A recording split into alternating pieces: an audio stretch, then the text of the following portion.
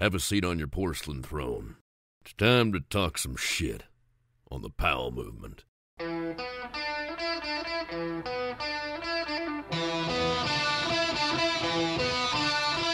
Welcome to the Powell movement. I'm your host, Mike Powell, and holy shit, we are at episode 299. If you would have told me that I'd get to this number 6 years ago, I would have believed you. I mean, I knew I wasn't going to fail with this podcast. But it did turn out differently than I intended. And I'm going to tell you all about that next week when I get all emo about quitting everything I was doing for this podcast. This week, it's finally part 2 with absolute legend Brant Moles.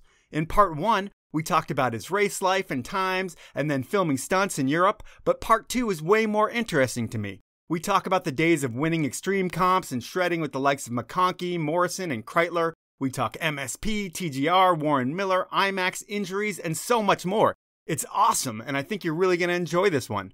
Before we get into it, I need to remind you that there's 1 week left of my outdoor research promotion. 1 week left to get 25% off the greatest outerwear in the history of the world. Seriously, if you've ever owned a piece of outdoor research gear, you know what I'm talking about. It's built to last, and it's made of the highest quality materials, period.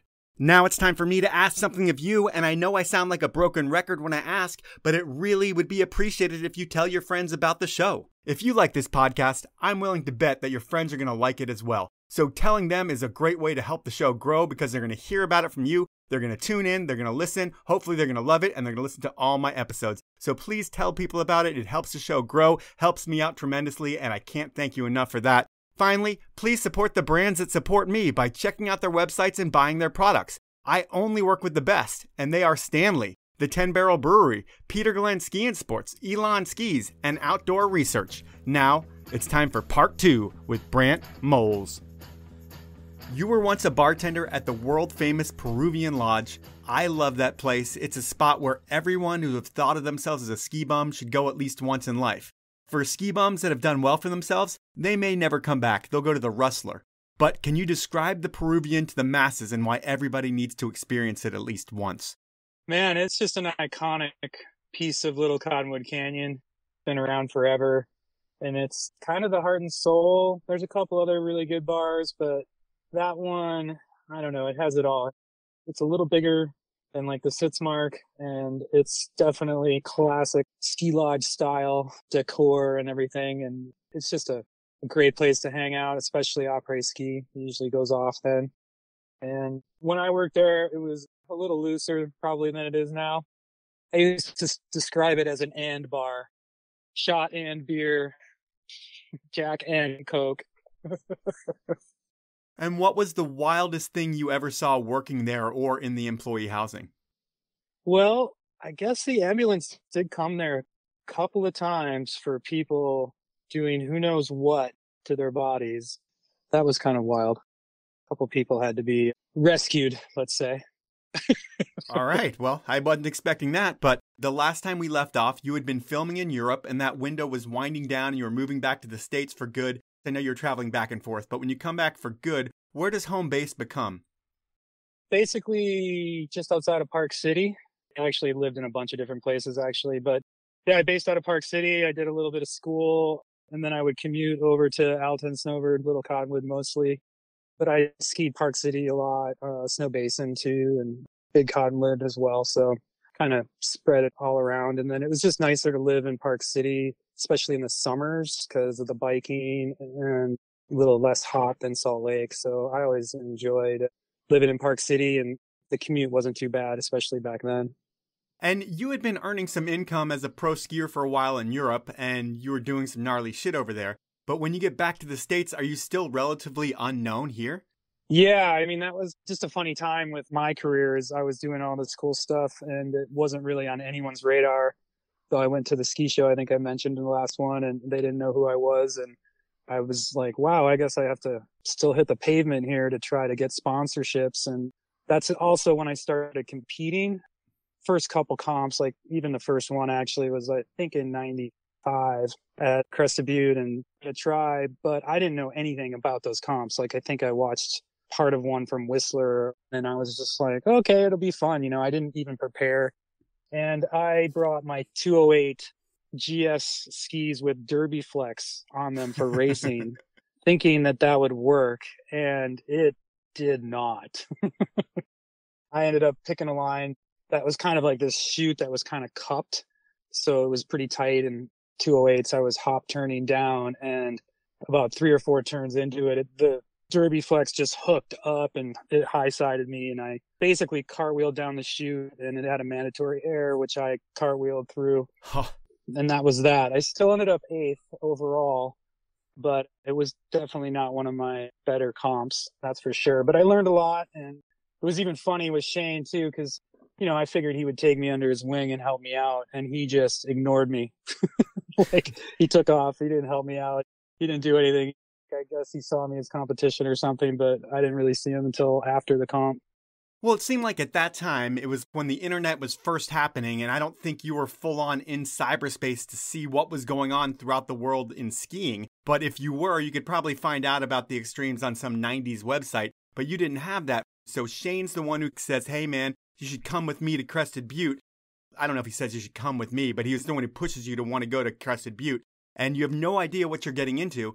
But when you get to Crested Butte and you show up and you go to register, I hear you can't even get in, right? Like, they're like, no, dude, you're not on the list. You can't be in this contest. Yeah, I had a little help from some of the organizers. They basically let me in. You know, I had backing from Kim Rycomb and Shane and Kryler and some of the other guys. So at that time, it was kind of easier to get in. But yeah, I was a full no name. And at that time, I had just started shooting. So I was kind of doing that, doing the stunts, doing Europe all at the same time. And so that was my first comp experience. I was not prepared as far as like skis by any means, but it was super fun. You know, the terrain was really awesome. I'd ski raced before there, but I'd never skied some of those lines in those areas before, and met a lot of cool people, and it was really fun. I'm like, well, this is way better than racing. And I didn't like judge sports or events that much at that time, but kind of like you said, I mean, I think I watched a VHS tape of that comp because there was no real internet then, and that's where they were. And the websites didn't even have video usually playing on them. Right. And it just was a really fun experience. And I decided, you know, the next year that I was going to try a little harder and prepare a little better. So yeah, it was a really good first time, and it was a little easier to get in and out of those competitions back then. Well, when you have Kim lobbying for you and she's like a legend in that world at that time, I think that makes it a lot easier as well.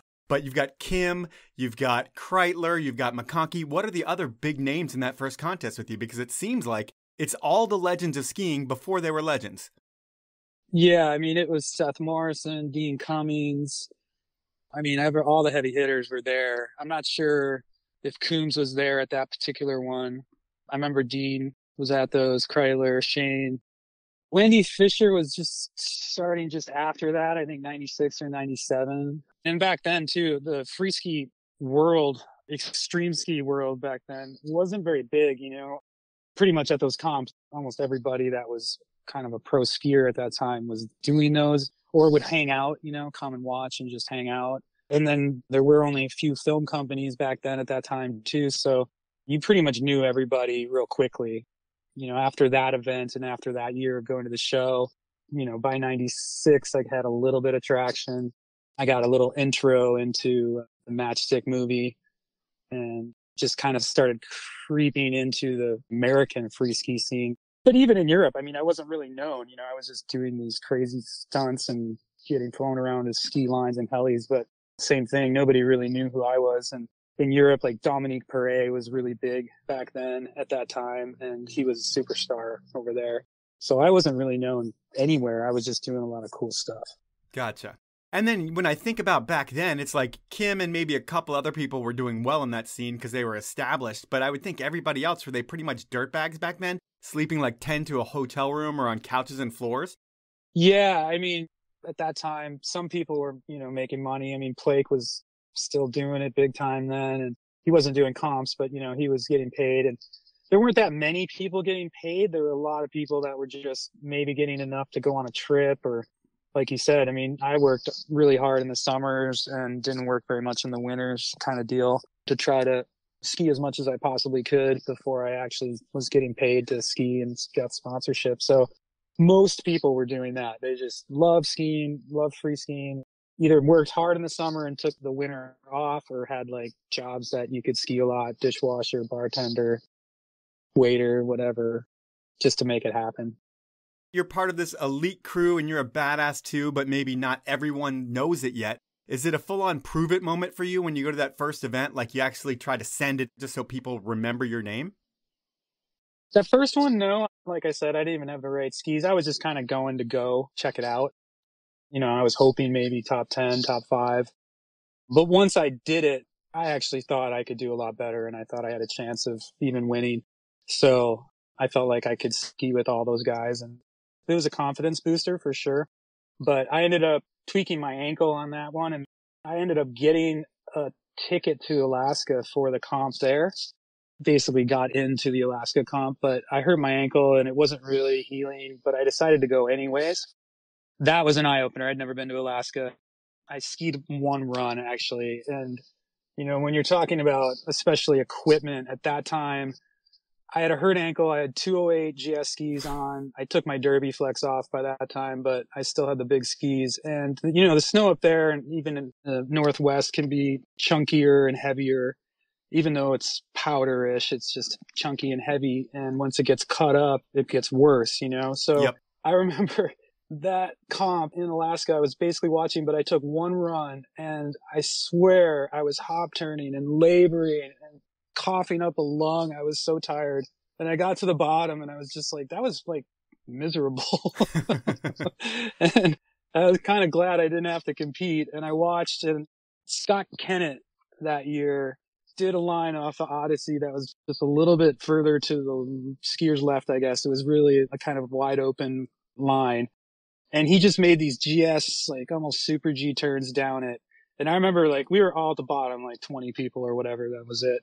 30 people maybe. And everybody like looked at each other and were like, he's cheating, because he was the only one that could flow down the run. Like everyone else was laboring like I was, doing hop turns, doing their air, landing, hip check, and skiing, but it was difficult conditions. And he was able to just float and make these turns that were just gorgeous. And he didn't really hit any airs, but it just looked amazing. And it was so funny that we all said he was cheating at the bottom. And he had a pair of, I think they were RDs. So they were like a fat ski at the time, but they weren't that much fatter, but they were just enough that, you could float in that snow a little bit better. Yep. And I didn't think anything of it after that. Like I was just like, well, that was cheating, lame, whatever. And that was it. And it's just funny to look back on it and go, that was like a pivotal moment actually for me, even though I didn't realize it at the time. Yeah, because a lot of things are going to change and you're going to be a point person for all that change. But I'm not going to get too far ahead of myself right away, because we talk about the 95 year. I think you end up 8th at that extreme contest.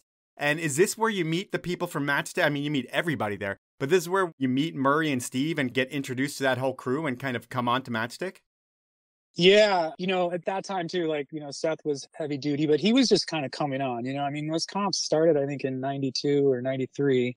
So I watched the 94 on VHS, and then I went in 95. And there was only that comp and the Alaska comp every year. So you only had 2 comps every year. And Whistler kind of had come in and out. They had that first one where they put gates up there, and it was like in 90 or 91. So there just wasn't a lot of opportunities. So yeah, I met everybody there. I finished 8th, so I didn't really get my foot in the door, but I did talk to a lot of people. And then I think, Shane and Kim were very helpful in pushing me and telling those guys, hey, you should shoot with him. He's really good. And then I had a video from Spinal Snap and from some of the stuff that I had done that Rob helped put together. So I had a little 3-minute promo reel, so to speak, on VHS that I was able to show people. And I ended up getting some sponsors out of that for the next season, mostly just gear, but, it kind of started the ball rolling.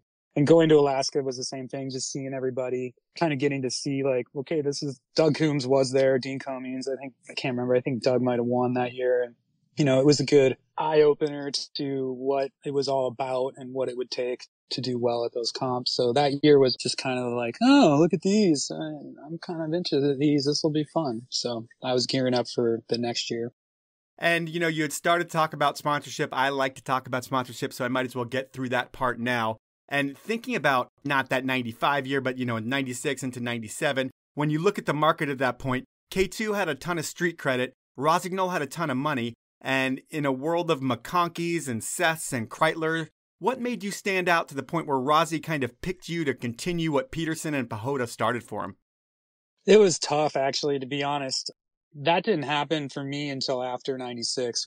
I ended up getting third in that comp the next year, and that definitely helped solidify. I didn't go to Alaska that year because I got to do some more filming. I was actually filming with Wrap Films with Shane and a couple other guys up in Canada into May, and it was my first real North American heli trip.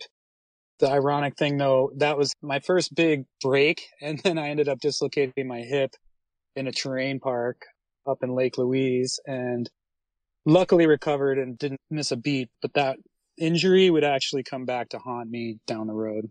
Yeah, it seems like a battle that you had with your hip for a long time. We'll talk about that later as well. But we're still into sponsors, and you said it was kind of hard, but what are the brands that are like you look at as your major sponsors throughout your career? Yeah, I guess I ended up doing real well that year, getting into Wrap, so I had some momentum going into 97, and then I had already skied for Rossignol, ski racing, and luckily the timing was George Cooperthwaite was the team manager / product manager at that time, and he knew Rob Bruce actually, so we already were kind of friendly, and basically it took me saying, I really want to ski on Rossi, I love the product, I love the brand, let's do this, and because I'd had those good results, I got in there, but only with skis. Just basically product that first year going into 97. And then after that, I had a banner year that year and basically got a lot of sponsorships after that. But I also, between injuries and a couple companies that I went with, kind of like you said, Kreitler's and Seth Morrison and Shane, there was only so much to go around. So some of these companies couldn't have two of those high profile athletes even on their budget. So I had to fight and claw my way for everything I got. And one company that was a clothing brand, it was kind of an off brand. It was SOS, I guess, back in the day and in Europe, and they were really good and popular. And an American company came in and tried to basically sell that product. And I signed a really big deal with them for like 3 years. And they ended up going out of business because partially, they wouldn't really listen to what we had to say about advertising. And I don't know what else they were doing wrong, but it failed in like 1 year. And I was owed a lot of money after that year. I was left with my heli bill to pay that I was supposed to get paid from them, get reimbursed. So I took a major hit kind of all at the same time, with injuries and that. So that's partially why I say, my career was actually awesome and I had a great time. But, if I really am honest about it, I wanted it to last longer and to be more lucrative than it was. But it was still pretty good and I did a lot of awesome things. But in a perfect world, in hindsight, it's like, I wish it would have been a little better than it was. But that's how it goes. Did you have any six-figure years? No. Was it close at all? No.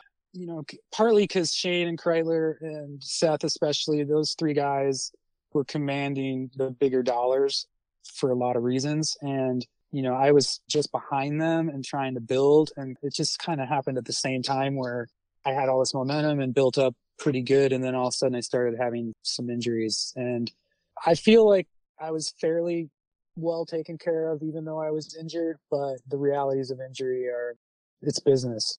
You're still going to get dropped or you're at least going to get docked pay.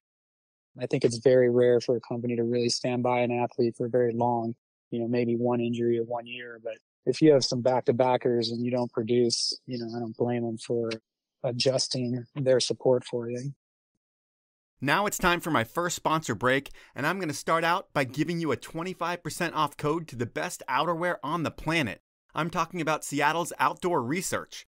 OR has always been known as the outerwear brand that makes things of the absolute highest quality. From rain jackets for the city slickers to the stuff mountaineers can trust in the highest peaks in the world. OR has always delivered. But now, their fits and styles have changed. While they still make the best-in-class product for mountaineers, they also have everything for the resort skier or snowboarder or that kid that wants to hit the park. And they make a lot more than just that. So to get 25% off your outdoor research order, head on over to outdoorresearch.com and go shopping. When you check out, enter the code POWEL25, that's all caps, no spaces, and the number 25 when you check out, and you'll get that discount. I should also note that this code is valid for 25% off non-sale items only and not valid on OR Pro styles. Next up, it's the award-winning Elan ski brand. I've been telling you how amazing my ripsticks are and how the whole Elan collection will make you a better skier, but don't just take my word for it. In the Free Skier magazine test, Elan dominated in the most important categories. One of my favorite skis, the Ripstick 96, was the best in class #1 in the men's 96 to 99 category. So if you're looking for a ski that's a daily driver that will do everything, Free Skier magazine and their elite testers say that Elan is the best, period. The Ripsticks 106 placed in the top 5 for the 106 to 109 category. And for true powder skis, the Ripstick 116 took second place. So if you trust the ski tests, Elan is your choice. And if you trust me, Elan is your choice. And if you care about the planet, Elan should be your choice, as they have built their own solar plant that powers their factory, and since July, their factory is run on 100% renewable energy sources. Elan is arguably the most responsible supplier in all of snow, and they're always good times. To find out more about Elan and their factory, head on over to elanskis.com. And last but not least, it's time to talk about Stanley. And you know them as the brand that invented the category of keeping your drinks hot or cold. You know, Stanley's the brand with that iconic green bottle that kept your grandpa's coffee hot all day long. Well, Stanley still makes that bottle along with so many other products. Think food storage, coolers and jugs, camp cookware. They have something for everyone's adventure, and it's not overpriced like the competition. Stanley takes pride in delivering what it always has, the best in quality at a fair price. And anyone who's used the product will tell you, nothing comes close to a Stanley. And for listening to this podcast, Stanley's going to give you the best discount you'll find anywhere. All you need to do is head on over to stanley1913.com, go shopping, and when you check out, enter the code DRINKFAST. That's all one word, all lowercase, at checkout, and you will get 30% off your entire order. If you spend over $75, I'll throw in a limited edition Powell Movement beanie. Those are my sponsors. Now let's get back into the podcast. You look at your 97 year, you're the best skier on the planet. When you look at these extreme contests, no one comes close to what you did that year, and no one's ever really come close to, I think, that year that you had. Based on that, and your personality, and you're a marketable skier. I mean, you're the dude who's always wearing like the crazy jackets and stuff, and you're getting all these lifestyle photos along with your ski photos because it just looked like you were always having fun. But when it came to selling yourself to brands, was that something that you weren't great at? Because I would figure that you'd be able to command a lot of money based on how you did that 97 year. Yeah, I mean, I kind of alluded to it a little bit, but yeah, I was a little bit more of a loner growing up, more of a rebel. And I think that definitely affected how I dealt with business, especially. I just kind of felt like I would throw down at these comps and then it would work. And there was a lot of things happening in the 90s at that time. Like the first Rossi ads that came out, I had to fight so hard. Rob Bruce and I talked with their marketing people and had multiple meetings, and we're trying to push more of the lifestyle side of skiing instead of, like I was mentioning in the last podcast, like the ads back at that time were so sterile. It was usually product or like a really up close shot, somebody hop turning or whatever. It didn't show much of the lifestyle or how skiing was changing, especially with the style, how we were skiing the mountain. All of that was changing, and we were trying to get the companies to go with that. And K2 did a good job of doing that throughout, but most of the companies, especially at that time, early 90s, mid 90s, were really sterile. And they were coming over the 80s hangover of basically the clamp down from jumping and resorts and just skiing and stagnation, so to speak, in the 80s and early 90s. And snowboarding was coming on at that same time, and they were commanding all this money and the lifestyles, and we wanted to have our ads be more like snowboarding and surfing and skateboarding, and it was a battle. And I feel like I spent most of my time battling for these things, kind of set the standard, rather than it already had been there and I was building upon what somebody had built. Like it really felt like I was constantly battling the status quo and these marketers and these bigwigs, and that kind of came through when I was trying to do the business side of it, or I didn't do it very well because I just wasn't interested in the business side of it. You know, like I said, I thought my talent and my results would speak for themselves. And I didn't like to talk about myself. Yeah, you're not a great I wasn't really a self-promoter. self-promoter. Yeah, so at that time, there wasn't all these ways to do it like there was even in the early 2000s. You know, the late 90s, everything was changing. I actually had a CD-ROM that my brother and a friend made. They were starting an internet business company. And I had this CD-ROM that had all of my pictures and photos. It's basically a CD-ROM that was my resume. Okay. And it had videos, and you click on different things, and there were like Beavis and Butthead laughs. And it was the coolest little CD-ROM. And I'd go to the show in 97 trying to get sponsors and trying to capitalize on my awesome season I was having. And people didn't even know how to play it. You know, they didn't even have computers there. I couldn't show it to anybody. I'd show it to people, and people were like, huh? What is it? Like, they didn't even get it. Like, it was crazy how it just felt like a lot of that time, like the industry wasn't ready for it. We were pushing and pushing, but they were pushing back. And it was tough. It was really tough to get signed. It was tough to get money. It was tough to get good ads. Everything just seemed like a battle back then. Some of the things that you're saying, that you were constantly battling for things, it also seemed like there was so many different things going on behind the scenes of skiing. In the center of it is you and McConkey, and you guys are both friends, but more than just friendship, is it one of those relationships where you guys both recognize that you guys have similar visions of how the sport should be and everything within the sport? Yeah, totally. I mean, Shane and I bonded in a lot of different aspects for sure. I mean, we both were adrenaline junkies. We both loved to push the sport. We're both talented athletes, and we both had that goofy kind of weird sense of humor. So we clicked right away when he came to shoot the Spinal Snap stuff. I mean, we just had a blast at my house just messing around. And he actually came to shoot for like a month in 96, I think it was. You know, we had already done Spinal Snap. He was very established with Volant at the time, and he was skiing on his Chubs, and I was skiing on my 213 Rossi Super Gs. And we were skiing around Alta, and it just kept snowing, and we really couldn't shoot. So we were just ripping around, and that was when we kind of bonded as ski buddies, because, you know, we basically spent 2 weeks skiing with each other at Alta and trying to one up each other. And basically I could barely keep up with him on his 190 Chubs. And I was on my perfect free ride skis, I thought. And this was after we had seen Scott Kennett do his thing, but Shane was on it. He's like, these Volant Chubs are the shit. You got to try these. And that was one of the kind of funny things there, is he just was like, you got to try these, man. You're not keeping up. And he was giving me all this shit. And it was like a whiteout day. We were in the backside of Alta, and he just would not stop razzing me. And I was like, all right, it's fine. So he had a boot size too big than my boot, and I somehow was barely in his bindings, and we traded skis, and he goes, just straight line down. Don't even do any turns. And I'm like, what? I can't even see. You know, he's like, just sit back and go straight. I mean, there was powder, but it was like cut up, and you could not see like 10 feet in front of you.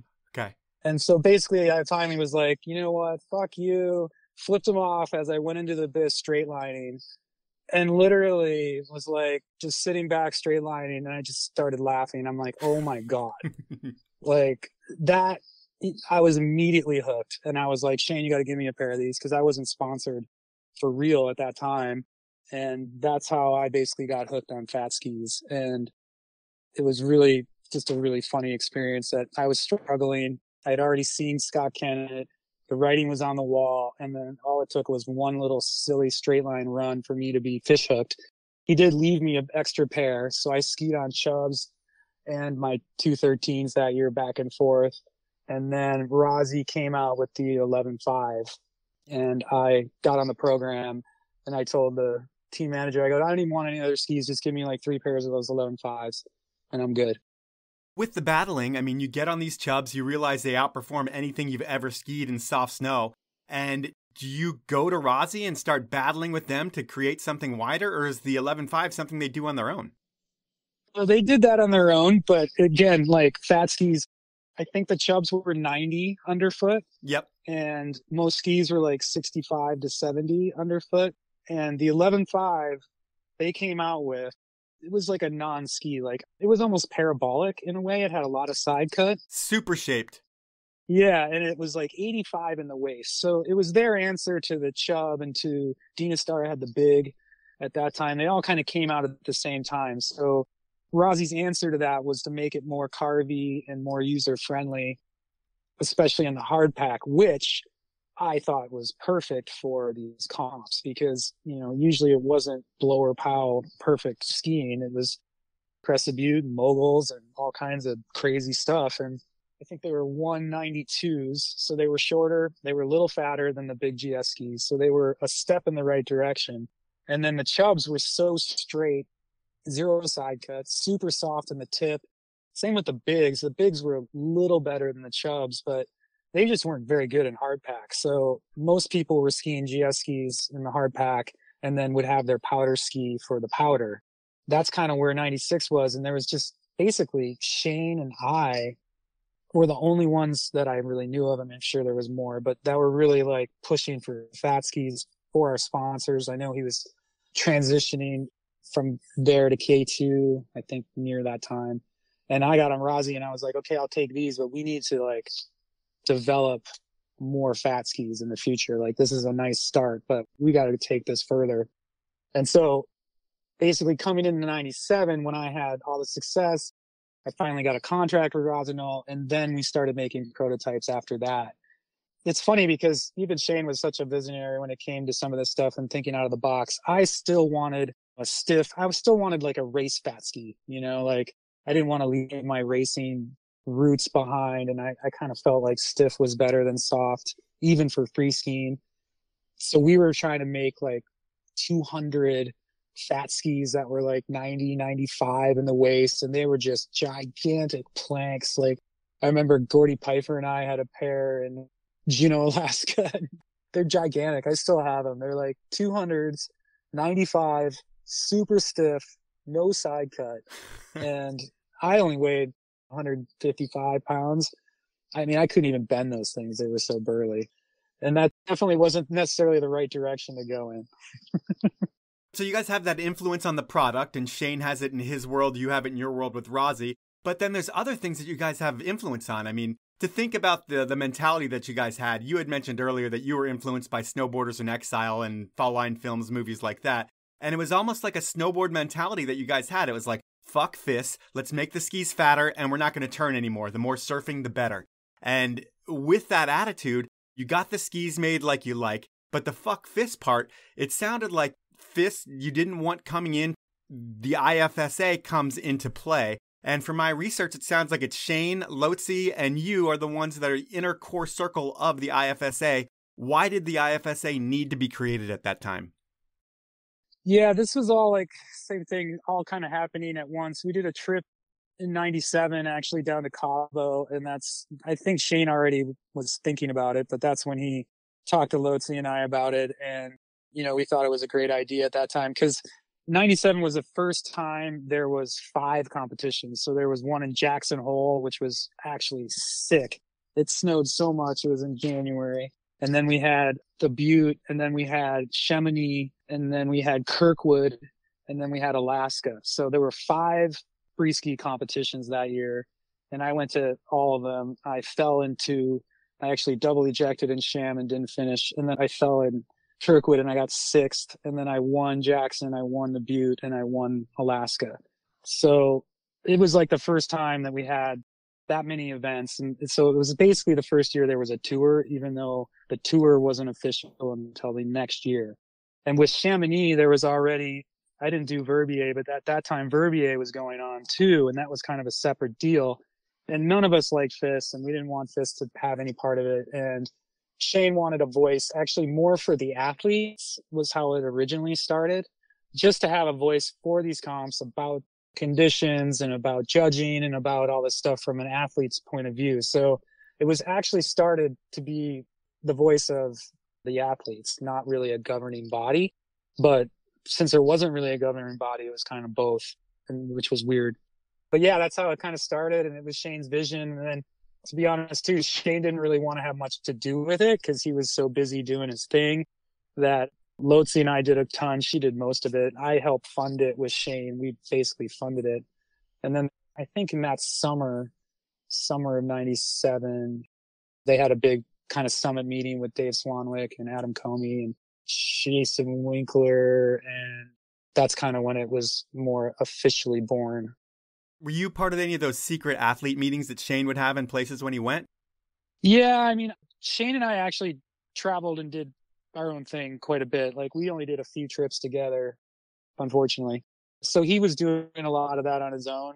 You know, when we were together, we kind of just bullshit about it. And we talked a lot, you know, on the phone or whatever. But no, he was doing a lot of that on his own. And we were just kind of spreading the word and getting it out there. And then we were making like newsletters and some postcards and, you know, a lot of paperwork to kind of back it up and just basically get the ball rolling. And then that next year, when we decided to kind of make the tour, that all was kind of happening the same time with the MSI thing and kind of changing just the structure of events a little bit and getting everything to be a little more legit and a little more consistent. So yeah, it was all kind of the beginning there, 97, 98, 99. There was, you know, a lot of growing pains. Nobody was sponsoring the IFSA back then, so it was just a labor of love, and we were putting our own money into it. So another reason why skiing wasn't too lucrative for me, because I spent a lot of my own money trying to make a lot of this happen.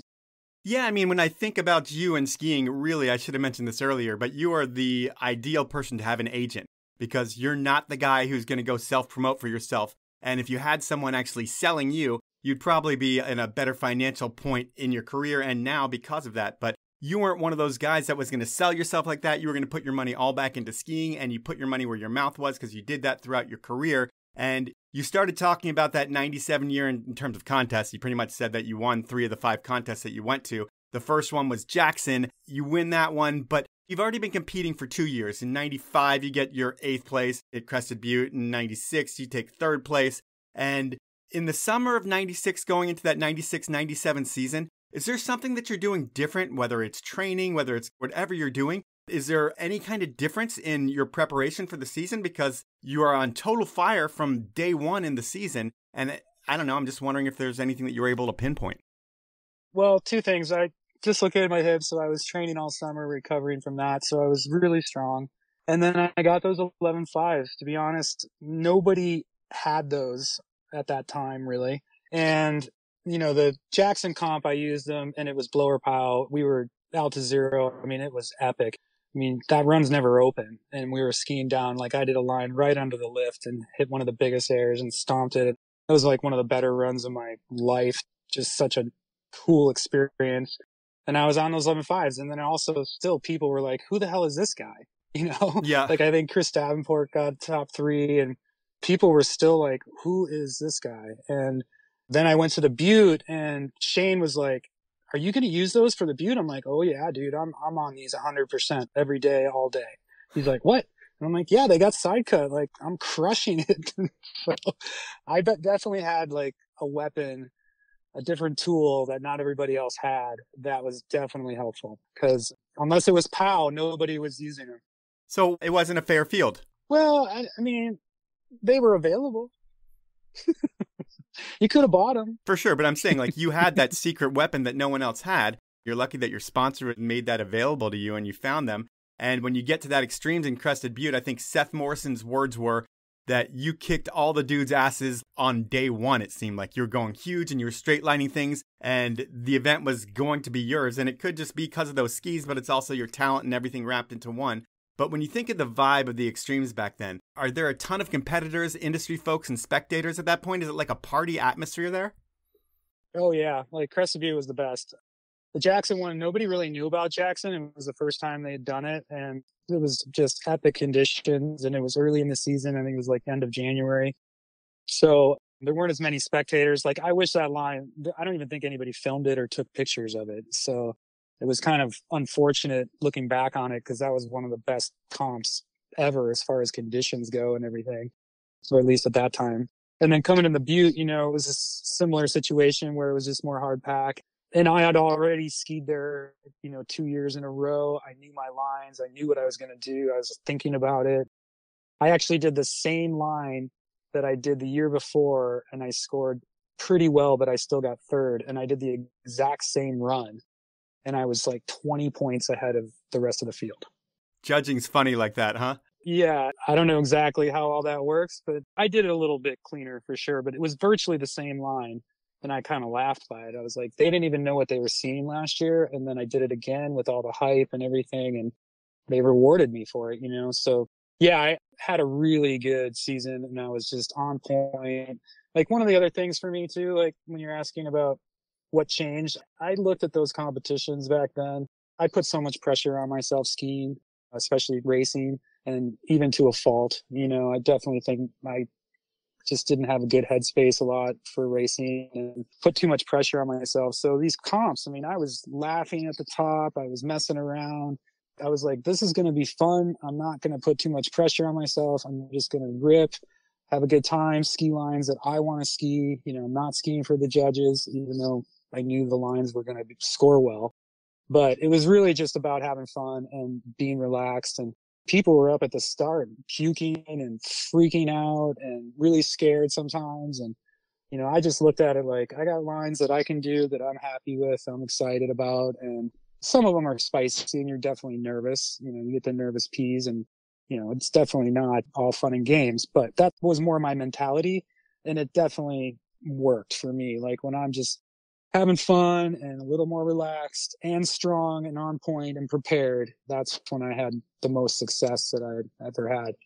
So, combination again of things, I had those skis, I was really strong, I was mentally strong, I was really prepared, and I was just having a good time. It was a good season, really fun. And even when I crashed, I was just like, well, I crashed, no big deal, whatever. I just want to do the best I can and have fun, and it worked. Now it's time for my second round of sponsors, and I'm going to start out with Peter Glenn Ski and Sports. Peter Glenn has been getting people out on the mountain for over 70 years, and they are known for their best-in-class service, both in-store and online. Peter Glenn isn't a giant retailer trying to take over the industry. They're the same mom-and-pop shop that has cared about you and your family having the best experience on the hill as possible. The staff knows what they are talking about, and they offer free shipping on orders over $50. They will match any reputable dealer's price online or in-store, and the return policy is easy, because the last thing Peter Glenn wants to do is make your shopping experience a hassle. So the next time you're buying gear, please check out the retailer that supports this podcast and the history of these sports by heading on over to peterglenn.com. My final sponsor is the 10 Barrel Brewery out of Bend, Oregon. Since 2006, 10 Barrel has been brewing the country's best beers, and they don't stop with just beer. Between their cocktails in a can that feature real hard A and they pack a punch, their clean line seltzers, which I've been drinking a ton lately, and their Profuse Juice IPA and Pilsner, which are my go-tos when it comes to their beers, I can't get enough 10 Barrel. And I know they have some flavors that you're going to love as well. You just need to try one. So next time you're at the store, please pick up a 6-pack of 10 Barrel and support the beer that supports more in ski, snowboard, and bike than anyone else out there. To find out more about the beer, the athletes, the events, and all things 10 Barrel, head on over to 10barrel.com. Those are my sponsors. Now let's jump back into the podcast. It seemed like the headspace that you were in can almost be defined by that Crested Butte contest where you're kind of on top of like the big 40-footer. You're looking at the crowd, getting them all frothing and excited. And it's like you're playing to the crowd and then you throw a huge spread eagle. And it's like you were just having fun out there and getting people fired up while competing in a contest too. And is that just how it felt? Like a vibe of those contests was all about having fun? You were never going to take it that serious? Yeah, especially at that time because things were going well. My body was good. I was skiing really well. I had great hopes and dreams. And yeah, the Crested Butte comp especially, huge crowd from town. Everybody's drinking and smoking and partying and yelling. And I was so far ahead, I knew I could fall and still win the comp. So I decided to ham it up a little bit on that last air. And it was really big to kind of hard pack. It had been sliding out underneath, so it wasn't really the best landing, but I just wanted to do it. And yeah, I did, I think, double spread eagle crotch grab, and I back slapped and did like a sit down 180 and stood up, and I was like, well, that'll do it. It was just awesome and super fun. And the other thing about those days too, most of these comps, especially the Butte, it was 5 days. Like you had qualifying, and then you had 2 runs on head wall, 2 runs on staircase, and then 2 runs at the hourglass. Like you had 5-6 runs back then. And so there was a little bit of strategy as well. You didn't want to flow your wad, so to speak, at one run. And if you fell, you could be out early on. So you kind of had to pick your moments, so to speak. And at that time too, I just knew the system, and I knew that I had the tricks in my bag as far as just goofy and having fun. I mean, nobody was doing big backflips and the tricks they're doing nowadays then. So it was a little easier in a way to do well because people weren't doing that. I mean, like the whole 1080 and all of that scene was kind of just starting at the same time. So like 97, 98 is when those guys were starting to do the off axis rotations. And, you know, I spun helis and stuff, but they were penciled out threes and on downhill skis, you know, it wasn't all steezy. Right. But yeah, it was fun. And then the next big trip for you after that is the World Extremes in Alaska. You had mentioned that you won that one as well, but the plan is you're going to go for the contest, you're going to film for a month after that, and you've been to Alaska before, but you only really skied one run. When you go there this time and you realize that you're in it, what are your initial takeaways on the terrain? Is it like, I'm going to send and push it here, or is it, hey, this is a place where I need to dial in the risk because we're in Alaska? You know, you hear everybody say it, but it's true. It's just on another level. Everything's bigger than it seems. The snow is generally better, but when it changes or when it's not good, it's more exposed and it's scary. So it is a whole nother ball game. Especially back then, it was really hard actually to get in the groove because there's not a lot of terrain in the States like that you can access, especially from a lift. It's usually hiking. So you're getting a run or two or something like that in a day. You know, you're not sessioning big lines necessarily unless you're in Europe. And it was just hard to prepare for that kind of exposure and that kind of size. You know, you're looking at things back then through binoculars. You know, we didn't have phones, or our phones didn't have cameras on them. And we had Polaroids. So you'd take a Polaroid, you know, and it would spit out the little picture. And then you'd hold that picture at the top and try to map, you know, your line down because you can't see over the first turn because it rolls over. So it was gnarly. Like the comp, I actually made a big mistake in my second run, and luckily the judges didn't ding me for it, and I still scored well enough that when they decided to call it, which was unfortunate, you know, I was in the lead at the time, but that last day guys were throwing down, and that's when it started to really change. Like everybody was on fat skis at that comp of some sort, and Seb Michaud was throwing 60-foot backflips, and it was changing at the end of 97, and for sure. Everybody caught up and was starting to send it even bigger than before. And everybody had the equipment. Everybody was stoked too. I mean, that was a thing about that time. You know, even though I said it was a battle for the sponsors and all of that, the vibe and the athlete vibe and the friendships and the stoke were at an all-time high. I mean, we were just doing it to do it. You know, a lot of stuff hadn't been done before or done that way, you know. I mean, the Whistler comp the next year was insane. Yeah, the level just started to get sent through the roof basically after 97, and it didn't look back. They're still crushing it these days. And when you think about the industry back then, or the event back then, you win the Worlds. This is party time in the ski industry. What does that celebration look like? All the ski legends getting just obliterated? Yeah, I mean, it's just a big party, you know. Some clothes were coming off and lots of dancing and spilling beer and throwing beer on each other and just goofing off. And then, yeah, getting in the heli the next day to go throw down some sick lines in the POW. So it didn't last too long. I mean, we weren't sending it all the time, but, you know, you had your night after the comp and then it was back to business. And yeah, I ended up staying 6 weeks. I shot with TGR most of the time and then Matchstick the second half. So I basically had 2 decent parts in both those movies the next year and was fully sponsored at that time, finally getting paid. So the next year was the first time I didn't have another job. Yeah, things were really looking up and I was stoked. It was a good time to be a part of that whole scene, that's for sure. And a lot of people have said that. And especially these days, looking back on it, it was awesome. And I think too, the other funny thing that was happening then was snowboarding was like, they were gods. I think Brushy signed $1 million contract in 97. With like, Ride, yeah. Those guys, you know, they were crushing it. You know, I heard you were talking about one of those guys on your other podcast with Ride, and I had one of those shirts that said, "Attention skiers." I can't remember exactly what it said. "You're welcome for snowboarding, saving, skiing," or something like that. And I saw that shirt at the show and I'm like, I gotta have that shirt. And I was wearing it around and oh man, it was so funny because so many skiers were like, "I can't believe you're wearing that shirt." And I'm like, yeah, but it's true. I mean, they're still crushing it. They're making millions of dollars. We're groveling for 50 grand. Like, come on. So it was just a funny time. And the difference at the ski show, especially with snowboarding and skiing, it was like night and day. Snowboarders had strippers in their booths, were smoking weed and just didn't give a fuck. And then the ski guys are, you know, wearing ties, and the only crazy dude is Blake walking around with his mohawk. And then there's, you know, the free skier guys just groveling to get anything they can for the next season. So it was just a funny time to just watch snowboarding just crush it. And, you know, I don't know, it just seemed like it was a good time to be a snowboarder, that's for sure. But it was also a great time to be a skier at that time too. We just felt like the evil stepchild of that scene, especially at the ski show, because it was in your face, you know, here's snowboard and we're getting paid and we're having fun, and we wanted to do that as well.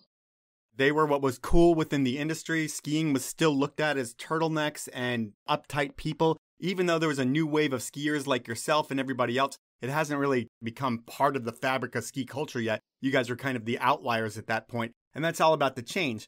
Another funny thing that happened with you and your career is you filmed with both Matchstick and TGR. Not everybody does that. I mean, these are the two major film companies of the time, and you filmed with them for like 5 years straight, both companies. Was there ever a rivalry between the two groups back then? I mean, there was, but I don't know. It was a little bit different for me because, you know, Shane and those guys had, you know, just a little bit ahead of me and kind of already had their foot in the door with certain filmers and all of that. And I was like unknown enough that I kind of got away with it. You know, I kind of got lucky in that way. And I mean, I'm, you know, laid back. I met all those guys and we had fun. You know, we had drinks or hung out, and some of them I skied together occasionally. Like, you know, when I was in the Butte, I hung out with Murray and Steve. So I had relationships with all of them kind of at the same time that I was getting all the success. And then, so it was really natural to film with both of them. And I don't even know, like, I think they probably would have wanted me to pick one, but, you know, I kind of just, I don't know exactly, but I just kind of was lucky that way. You know, I was in Warren Miller. I shot with rap films. You know, I kind of shot with everybody I could and did as many different things as I could because that was fun. I didn't want to get locked down to just doing one thing or just with one crew. So because I wasn't kind of in any crew, I was kind of able to do that, where not everybody was able to do that for sure. No, you definitely stood out as one of the dudes that could get away with filming with both of them. And then you mentioned Warren Miller, which when you film with Warren Miller and TGR and MSP, I would think the Warren Miller part would be like going from coach to first class in terms of ski experience. What was the most baller trip you went on with Warren Miller? You know, again, I didn't really get any baller trips. What? They usually came to Utah. I don't know, I probably shouldn't say too much, but yeah, I didn't really have a great experience with Warren Miller Productions. I always respected Warren Miller. I always loved them growing up, but you know, I thought they weren't on cutting edge. I thought TGR, Matchstick, and even Rap Films and Stumpy were way more progressive. For sure. I just kind of did it to put it on my resume, and they would come to Utah and I did some things and it was just really easy.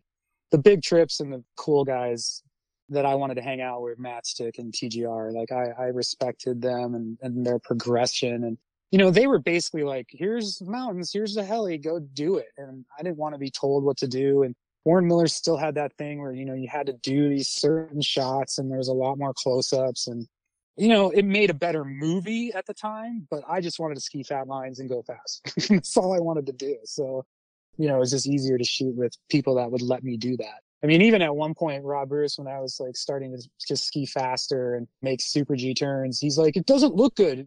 It looks boring. You're just sitting there cruising. I'm like, yeah, but that's how I want to ski. I don't want to make all these hop turns and make the same turns everybody else is doing.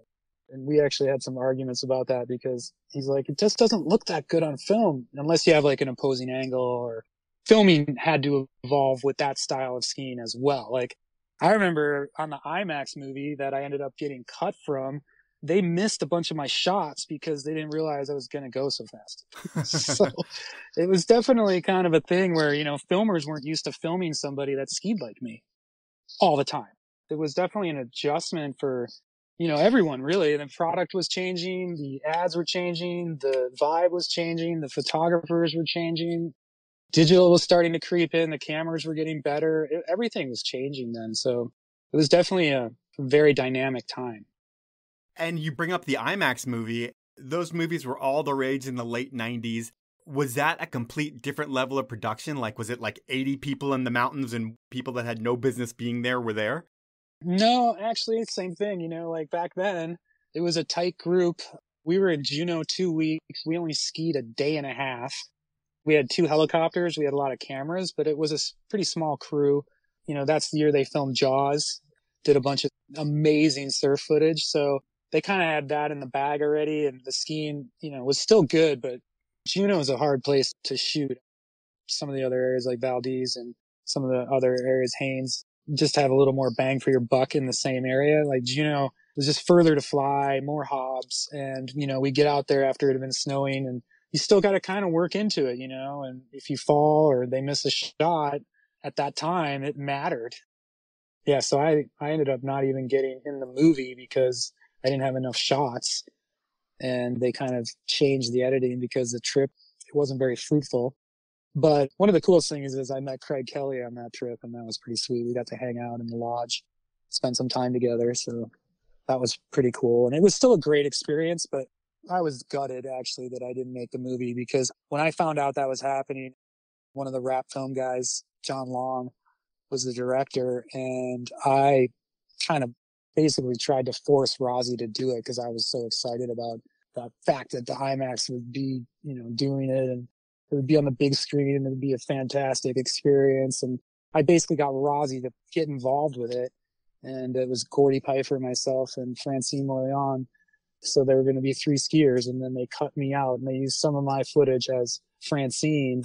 And I was just so pissed. Like, I was on crutches from another hip dislocation at the premiere, and I didn't know that I wasn't going to make the movie. And I was just destroyed. I'm like, I cannot believe that I battled for this, and then they freaking cut me.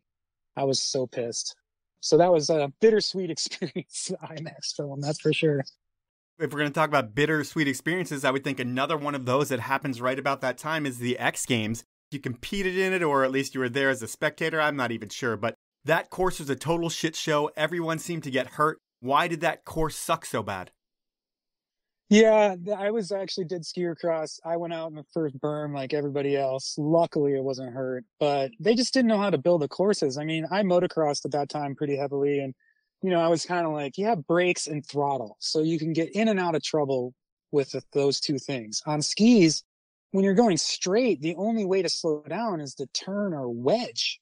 You know, we don't have that braking system or even the acceleration that moto had, and this course went straight for like 100 feet into a 90-degree corner, and you got 8 guys. Nobody's ever really done this before, and they're all like, you're not going to beat me, I'm going to beat you. So we're all basically 8 dudes shoulder to shoulder into a 90-degree corner, and it's not going to go well. Right. So basically it took out usually the whole field, and whoever the 2 or 3 remaining basically podiumed or made it to the next round, I guess. So I remember like one of the ski racers, a Canadian, I think it was Boyd, blew his shoulder out in the crash with me. I was just fortunate that I didn't get hurt, but we all went over the berm into the fences, and it was gnarly. And then, you know, just the terrain pumping and all of that stuff, just nobody had figured it out. So, I mean, it had to happen that way in a way. I mean, you have to try and start somewhere, but it was definitely not very well thought out. And that's kind of also back to the IFSA thing of having a voice for the athletes, because we didn't have a voice for the X Games, really. They just said, this is what we're going to do. And I'm sure they talked to some people, but you know what I mean? Like, nobody knew how to do a skier cross course. Right. You know? So it was nobody's fault, but it also took a lot of people out injury wise, that's for sure. And it just wasn't built well. And obviously it got better after that. That was an event that you were on a huge stage, probably between that and I think Gravity Games did it as well, that you're on the biggest stage of your entire life. And is that nerve-wracking, or is that fun? Is that something you relish and that you're stoked that you got to experience that once in your career? Yeah, for sure. I mean, all those things happened like 98, 99, 2000. So I literally started getting hurt every year. I mean, I had that hip dislocation, and then I had the banner year, 97. And then the second comp, the next year, 98, I broke my ankle. I didn't know it was broken. I skied with it all year. I skied on the IMAX film. I did all of that with a broken ankle.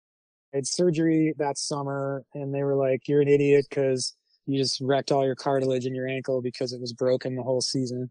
Oh. And then the next year I blew my hip out.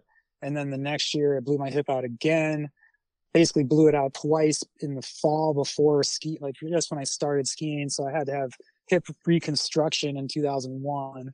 So basically all that awesome stuff was happening and I was struggling just to maintain where I was. Like I wasn't progressing as a skier. I was just trying to get back every year to where I was, and everybody else was progressing, you know? So they were adding the tricks, like Kreitler and Shane were in the train parks, and I hurt myself in the train park with Shane doing penciled out 360s on 60-foot tabletops, and I out jumped it.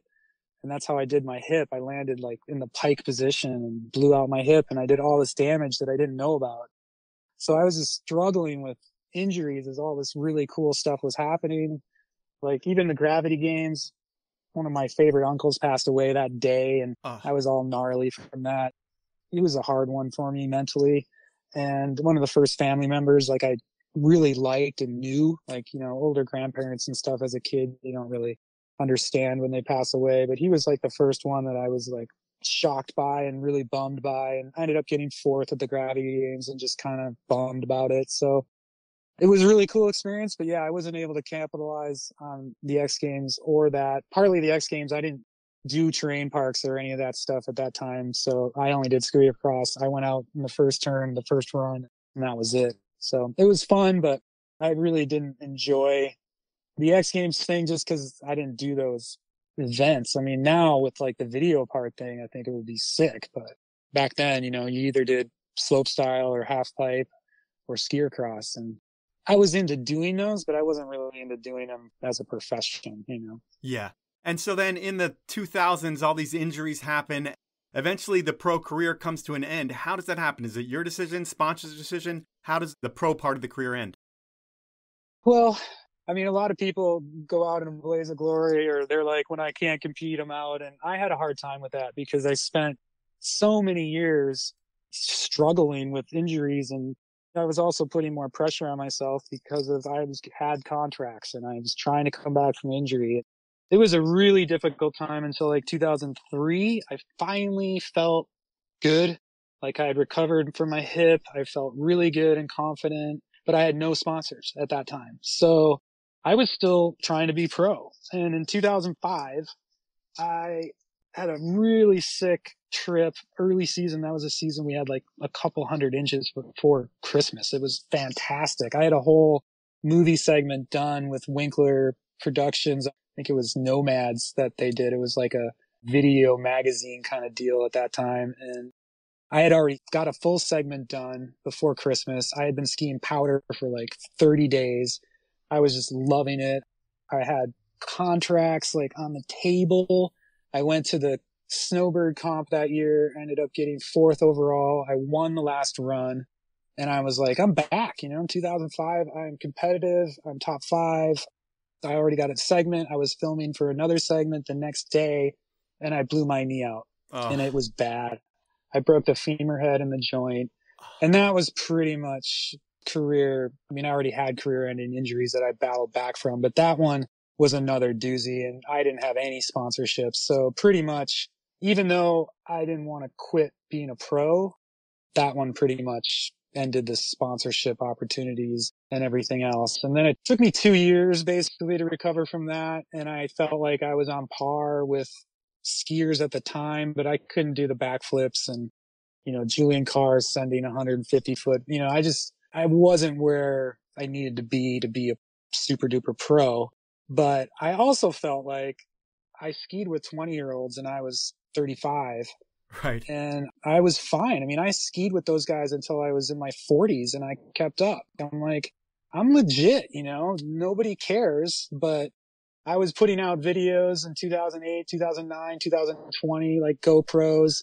And I thought, knowing my film background, and I didn't have the opposing angle because I didn't have a cameraman, but I had like 3 GoPros on. I was getting multiple angles. I was making my own little edits, and like the industry just didn't care. Like magazines wouldn't repost it. New schoolers didn't care.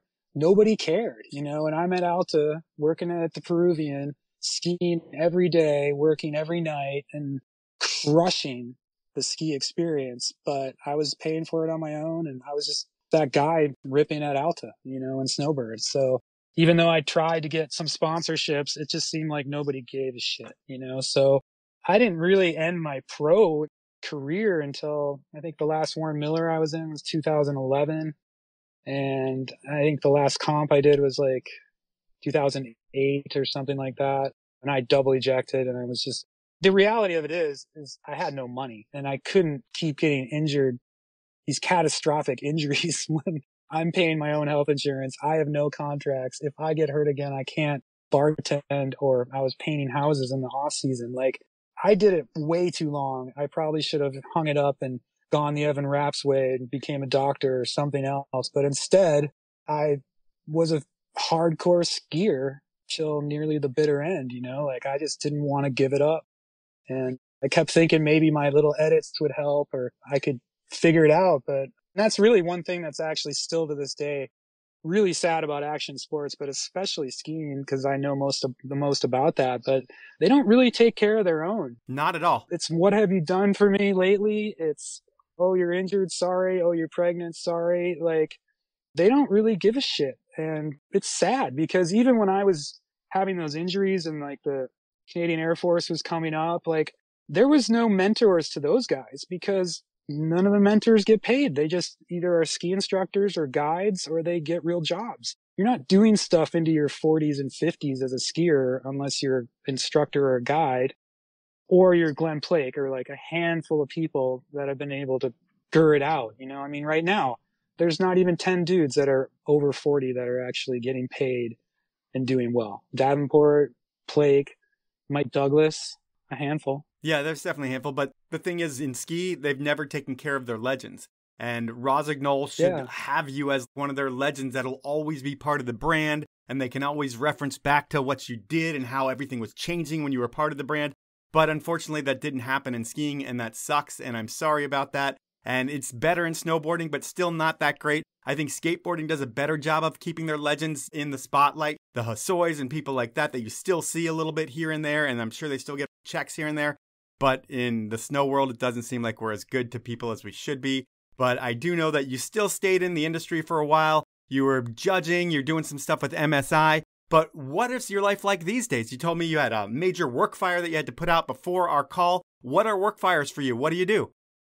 Well, I was painting houses and bartending and just kind of making it happen. I was coaching. I was judging for the IFSA. I've been on the board of directors for the IFSA forever, and really putting a lot of time into the youth. I mean, I was judging the junior comps and the adult comps, working on building the IFSA with the board of directors and checks and balances as a nonprofit, which is insane when most of the other ski organizations like FIS and US Ski and Snowboarding, all that stuff is for profit, and we're nonprofit, just doing it, volunteering most of my time, and was really super involved in creating more space for snowboarding within these competitions, more space for women, more space for diversity, and kind of the same thing though. It's a battle getting sponsorships. Everybody's like, yeah. And then to write the check, you don't get it. They don't write it.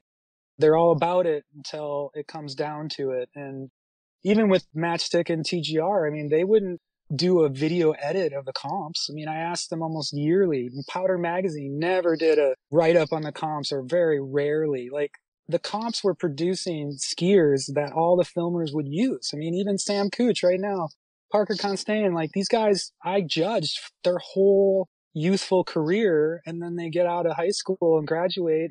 They're amazing free skiers, and then these ski companies are picking them up, and they're their marquee athletes, and there is nothing said about IFSA or these comps or anything. Like, there's no support. So it's like, how are you supposed to develop rad skiers and give them something to shoot for and all this stuff later in life if, as an industry, you don't support the things that are actually keeping the sport going and fun and progressing? So it's mind-boggling to me, but that's the way it is. I don't mean to be a downer on that, but I think some of those things need to be said more, because we're in, 2022, and there's so many things that are the same as it ever was. It's the same as it was in the late 90s. It's a battle. it's difficult. And now with social media and everything, it's changing the brands. The brands are way more into putting somebody that has a lot of followers that's not a very good skier, and they just throw them some equipment because it's cheaper than actually throwing down and spending money on a pro that's going to do pro things all year and spend money and risk their life and limb to progress a sport. And now it's all about how many followers you have and how good of a self-promoter you are on social media. So in so many ways, it's unfortunate. On the other hand, after judging all those comps and everything, the progression is through the roof. I mean, there are 12 and 13-year-olds hitting airs into hard packs, spinning threes, doing backflips, and they're not even teenagers yet. I mean, it is amazing what the kids are doing these days. And I mean, there's stuff like I would not do that. And they're teenagers and they're throwing down left three, right three, backflip, 720, name it, and stomping it in hard pack. And people aren't giving them the props they deserve until they get into films. So I wish the industry would be a little more supportive to what is actually making the industry happen. And I wish the brands would get a little more supportive of good skiers that accomplished a lot and support them, because it's too bad not to have those guys still in the sport. I mean, even Kreitler's getting inducted into the Ski and Snowboard Hall of Fame. And, you know, he basically quit in 2008, partly for a knee injury, but partly same thing, no support. You know, you got to pay the bills. You got to do something else with your life. But I still ski.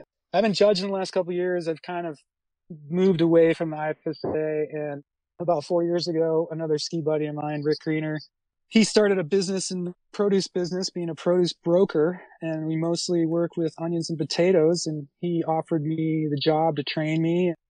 And I was like, wow, you know, I can't really do physical labor my whole life. And I'm sick of hauling ladders around. And I actually was painting houses listening to him talk. And that's kind of how I learned the business. So, yeah, I've been a produce broker for 4 years, and that's my main gig. And I basically do that. I take care of the house, supporting my wife, who's in residency as a doctor. And, you know, I do a lot of the household chores and take care of the dog and do a lot of those types of things. And now we're living in SoCal, so I have a surf project I've been working on. Nice. Which is not an easy sport to learn, especially when you're 50. But that's been great. And yeah, super happy and still love skiing. I actually did a trip in Alaska last spring, and, you know, I'll always be a skier and I'll always love powder, especially. And I always love what it did for me and all the good times and good people and good experiences I've had with it, even though, you know, some of it's been tough and painful and all of that. But skiing is always will be a big part of my life. But at least right now, we're kind of focused on investing in our future.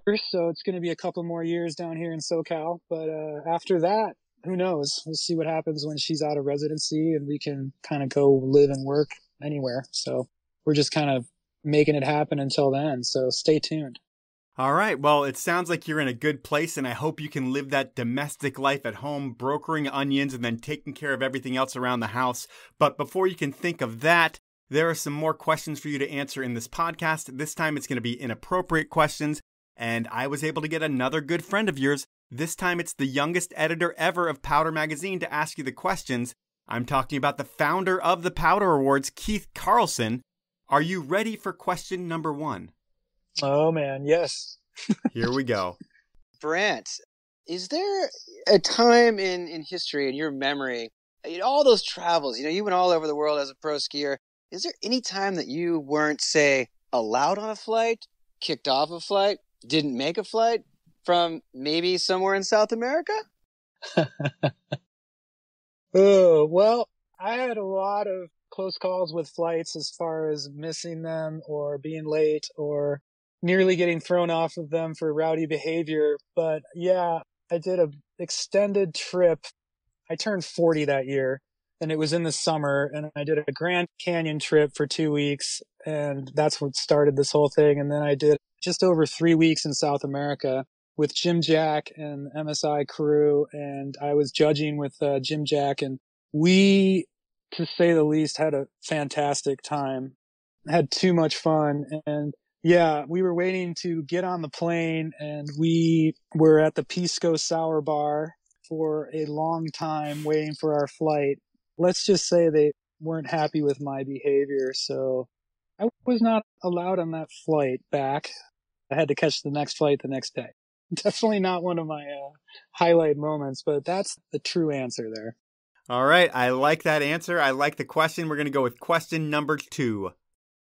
Brant, what are the circumstances it would take for you to dance all night long with just one other guy in an empty disco in Portillo wearing polyester 1970s long collar disco shirts while howling at the moon? Keith has got some good ones here. Yeah, we actually had a heli crash happen down there, and that was basically the day it happened.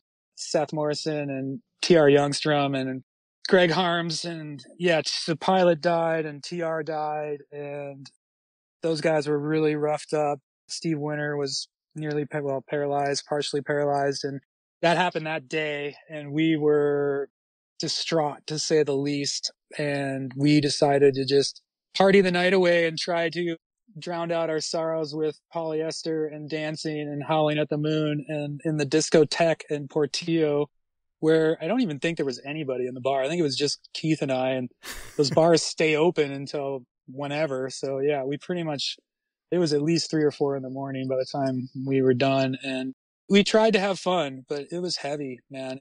That was actually pretty gnarly because Seth Morrison had come off of an injury.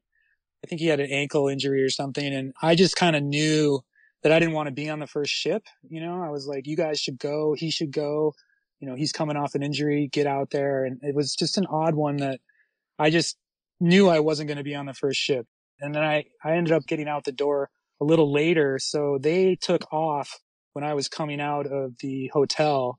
So I saw him take off, and that was the last time we saw him. Yeah, it was a weird one. One of the biggest close calls that I've been a part of, but I wasn't a part of. And it was weird. Like, I was like, that should have been me, or why wasn't it me? And it was a trip. It was heavy. It was heavy. Is that the first time that you had friends die in the mountains? No, but that was the first time when I was there. Yeah. You know, like, I mean, I wasn't in the heli and they were far away when they crashed, but that was the first time anything like that had happened to me in real time. Yeah. I'm going to go with your final inappropriate question. Okay, Brant, you know that game, 1 Degree of Separation, from Kevin Bacon. Well, in the action sports industry, it seems that there's a 1 Degree of Tony Hawk game. What is your 1 Degree with Tony Hawk? I'm not sure if he actually stole my girlfriend, but my girlfriend left and ended up marrying him. So that's pretty close.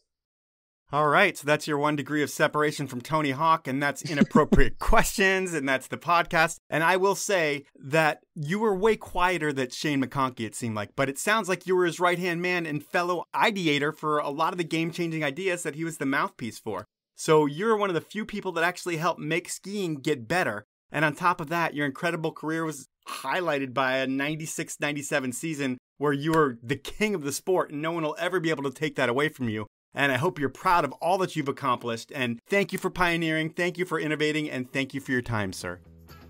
Oh, I am. Thank you. Appreciate it. And great work, Mike. So that was time with Brant Moles. And that dude is awesome. So laid back and chill and zero ego. He seems like a dude that everyone would want to have a beer with. And if you look at who he kept company with in the glory years, from 1995 on, Brant seemed to find himself in the center of everything. And he was the dude who gave back with his time, with his money, and with his heart. I have so much respect for the dude. And like I mentioned in the show, when you have a personality and demeanor like Brant's, while he did kill it on the snow, he did the opposite on the business side of things. And I'm not saying he was taken advantage of. I just think he could have taken advantage of the situation a little bit more. But whatever, that's not Brant's style, and he had a great career regardless. And between onion brokering and his wife being a doctor, I'm sure the future of Brant Moles will be just fine. That's the podcast. At this point, I want to thank you for listening and prep you for next week, episode 300. I have one of the most important skiers of our time on the show, and the issues are ones that haven't really come up on the podcast with an athlete. It's a good and important episode, and I hope you all share the shit out of it next week. Finally, I want you to support my amazing sponsors. They do make the show happen. I love these brands and use their products. They are Stanley, the 10 Barrel Brewery, Peter Glenn Ski and Sports, Elan Skis, and Outdoor Research. Have a great week, everyone.